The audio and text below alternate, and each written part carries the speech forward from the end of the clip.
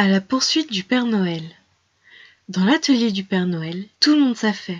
Allons, dépêchons, rouspète Olaf, le chef des lutins. Assemblons, trions, emballons. C'est qu'il reste encore bien des cadeaux à préparer. Et le décollage du Père Noël est prévu pour 10h03 cette nuit.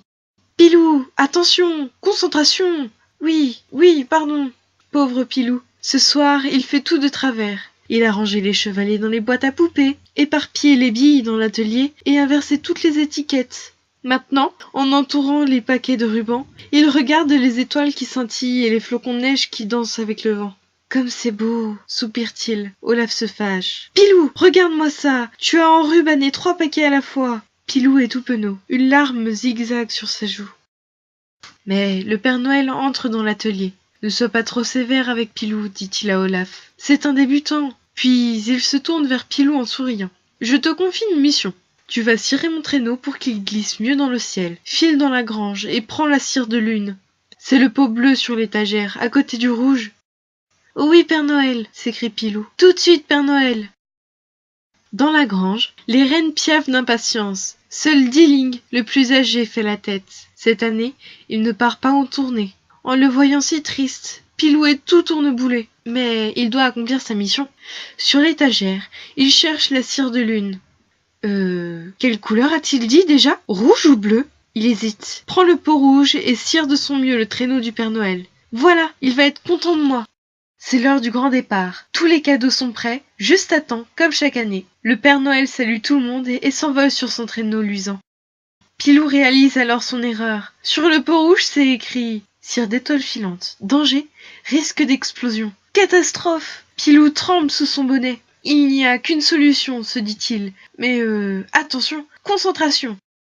Hop, il saute sur le dos du vieux renne, manque de tomber et se rattrape de justesse. Aide-moi, Dilling, s'écrie-t-il. Le Père Noël est en danger.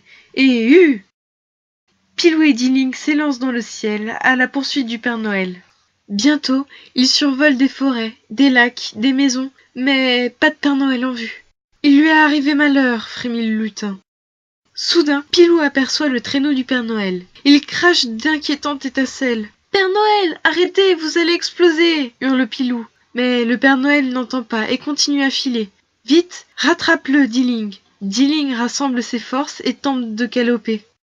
Mais il rate un virage et plof, atterrit sur le toit d'un chalet enneigé. Pilou est désespéré, mais soudain, il a une idée. Il lance une boule de neige vers les petites flammes qui dansent sous le traîneau. Raté! La boule fonce droit sur le Père Noël. Celui-ci se retourne, stupéfait. Pilou envoie une deuxième boule. Ouf! Elle tombe pile sur les flammes qui s'éteignent.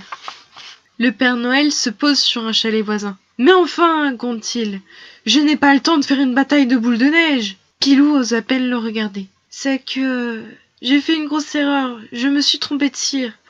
Oulala, s'écrie le Père Noël. On va vite nettoyer ça avec ma bombe à flocons de brume. Puis il chuchote.